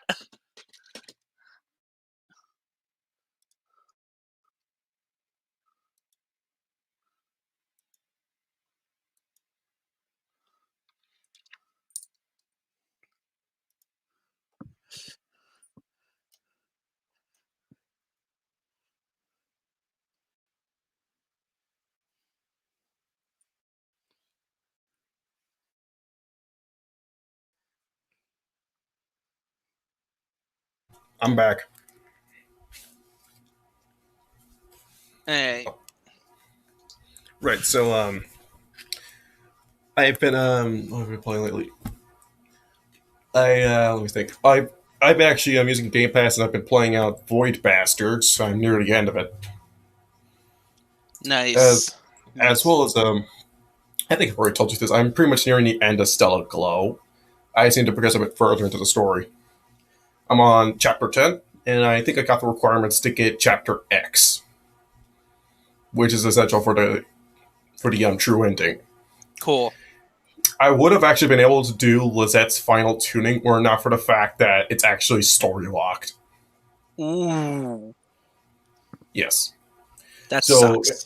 Yeah, it's only a certain point in chapter 10 because I looked this up. It's like it's at a certain point in a chapter 10 do you unlock the final tunings. Because otherwise, the only other ending I'd have at this point would be the Archibald ending.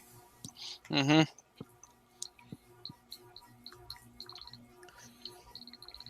Oh yeah, and also I just picked up like Mark of the Ninja on Switch.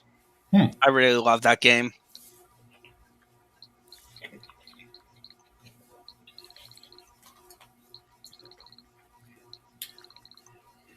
Yeah, also Xenoblade Chronicles, the first one, too. So I began playing some of that. How was it? So far, okay. I'm still in like the beginning parts of it. So you like, I still haven't gone out of the first colony, right? So I'm still in like, the first chapter of a large fantasy novel. We're like, here's this happy environment, and then we're gonna blow it up. I'm still not on the blowing up yet. You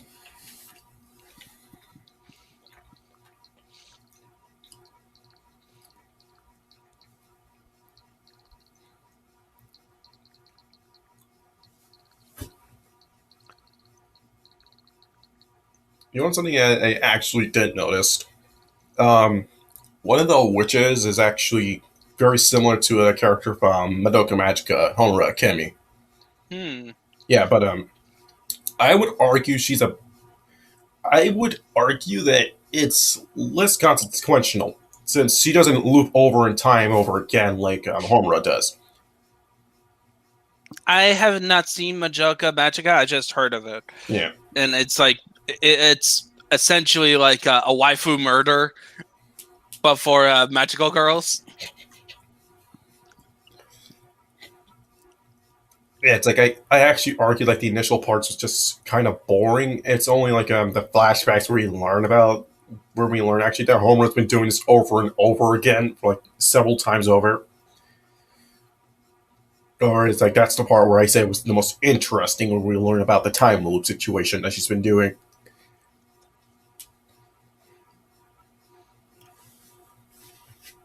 But honestly, it's like one episode. We barely get to see more. Like the ending, at least, was more happier and optimistic than the rest of the series. Honestly, I didn't think there was any room for the sequel afterwards. They had a sequel? Mm-hmm. A movie. Of course they made a movie.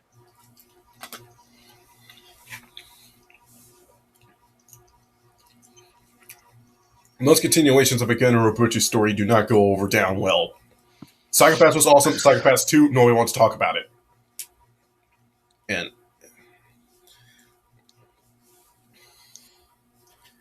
do you want to just continue reading? Yeah.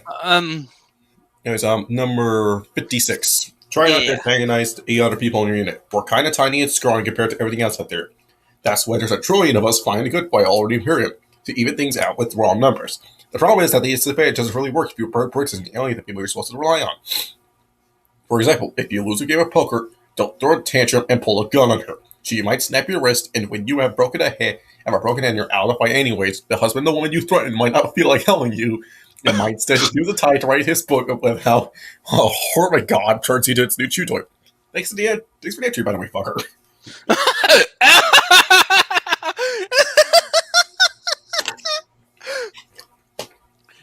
Things you don't say to a man, to another man's wife. Number 57. Store your weapon properly. Keeping 52 in mind, I appreciate that some people want to keep their weapons close by in case of an enemy attack, but there are smart ways to do it. Don't just put them somewhere where they can go off and kill you. The old under the pillow thing is great by accident. You set it off, let me tell you. Years before I was married, a good-looking corporal coaxed me into her bed. She was butt naked and was looking down at where I was laying left onto the bed. Set up the last piss on her pillow and blowing her brains out. I was sexually withdrawn for years after that. Oh, yeah. Ooh. It's for practice gender equality, yeah. Yeah, it was...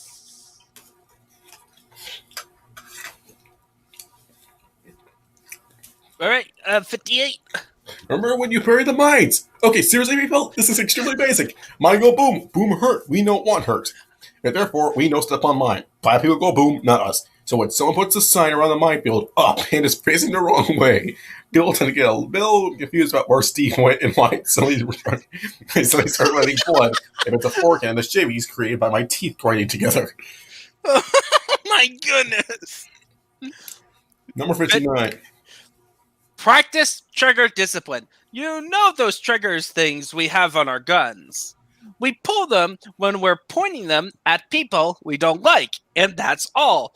Our fingers stay away from those triggers unless we're doing that,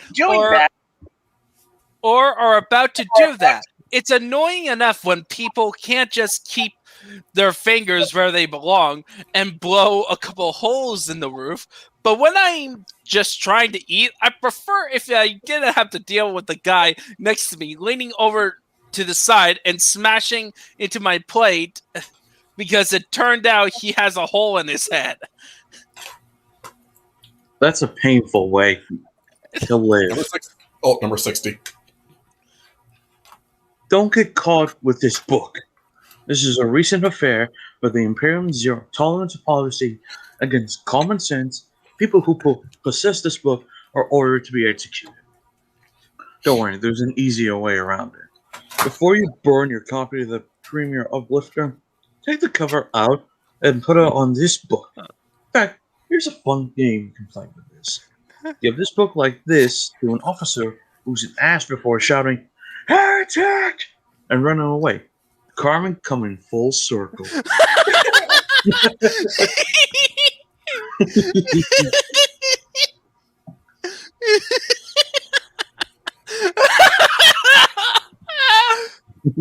that was chapter 60. Yeah. Oh, you missed one where talking of the one you were about to read, Meta, before you left, was about like don't screw with your fellow units. And it turned out to be a story about how some guy was trying to screw with his wife. And while he was actually writing in the segment as he was getting he's being made a chew toy. Yeah, because what happened is that like he lost at poker and threw a temper tantrum and tried to smack the woman. Oh. But the problem is the woman broke his hand. Oof. And he can't fire. And when he's being made a chew toy, the only person next to him was the husband of the wife who he just tried to assault. Oh no. And then there was one talking about how to store your weapons properly, about the whole hiding gun underneath the pillow, and how he was, before he got married, he was going to lay down with a good-looking corporal, and then that woman got her head blown up because the last gun went off. He was sexually withdrawn for years. Common sense, people. And then, of course, apparently the Imperium doesn't like common sense. You can tell the opposite. Yeah. Anyways, next time. So, people, that was this. I think we're gonna do a final something. Hammer? Yeah, not Gay Hammer. Let's do Comfort of Healer next week. Oh, okay. We're not. I think we're gonna continue Gate Hammer. We'll continue Gay Hammer after Comfort of Healer. Don't worry. Okay. And hopefully we can give it the title of finally a good fucking story. Because I'm going to admit something here on stream, but to all the 0 people that are watching this in real time, and currently people are going to be probably going to watch this back. And I kind of watched Redo of Healer past episode 2 and kept going because the plot interested me. Everything else, I didn't have any real, it was pretty much, I kept going because it was only the plot that kept me going forward. Otherwise, I guess, that's just kind of fucked up, but alright. And apparently there's an uncensored version. Yeah.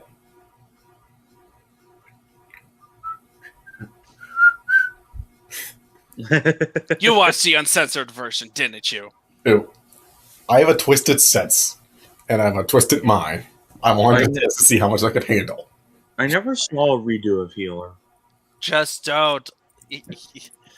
It's really dumb. I would say that it's... We'll talk more about it next week. Yeah. But the reason why I brought up Comfort of Healer, because it was actually a pretty wholesome fic I was reading. Well, not wholesome, but actually kind of nice. You mean, it's like a nice piece from the main story of it. It differs because it's essentially it's an AU where, what if any original timeline, Flair actually cared for Kiaru? I'm like, that's pretty nice. It's like for all the crap that happened in Redo of Healer, at least I get to read a fanfic that actually tries to, not stop and smell the roses. And actually admire some beauty in the fact that people actually decided that there was somebody out there that did think the brilliant idea to do an AU of what if what happened in the original really didn't happen. That's nice. That's really nice. Alright.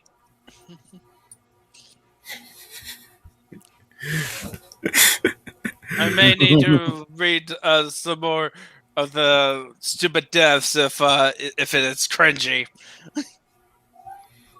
Hey, it's not cringy. It's actually pretty nice. And before you ask, no, there's no explicit sex scenes. It's implied or referenced to, but never shown. I hope so, because in comparison, like this Bibleman fanfics were the most explicit materials we have read on the show. To be fair, most authors would give out a warning. Yeah, they do. Like, yeah. Most authors. No, it was rated T. Yeah. But they went into, like, really graphic. Okay, before we continue on, we're going to end it here, folks. All right. See ya. See ya. See ya. And sorry